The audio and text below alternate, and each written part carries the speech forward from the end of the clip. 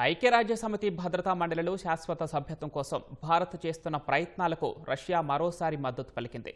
భద్రతా మండలిలో సంస్కరణలు చేయాల్సిన అవసరం ఉందని రష్యా విదేశాంగ మంత్రి సెర్గీ లావ్రోవ్ వ్యాఖ్యానించారు.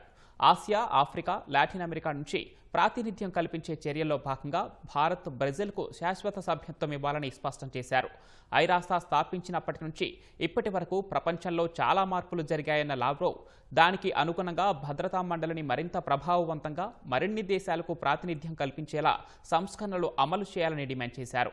మారిషస్, భూటాన్ కూడా భారత్కు మద్దతు తెలిపాయి. అటు ఐరోపా లేదా నాటో సభ్యదేశాలపై దాడి చేసే ఉద్దేశం తమకు లేదని లావ్రోవ్ స్పష్టం చేశారు.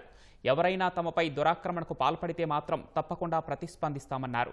ఇటీవల నాటో సభ్యదేశాలు ఎస్తోనియా, పోలాండ్, డెన్మార్క్ గగనతలాల్లో మాస్కో డ్రోన్లు, MiG-31 ఫైటర్ జెట్లు ప్రవేశించినట్లు వార్తలు వెలువడిన వేళ రష్యా విదేశాంగ మంత్రి సెర్గీ లావ్రోవ్ ఐరాస వేదికగా స్పష్టత ఇచ్చారు.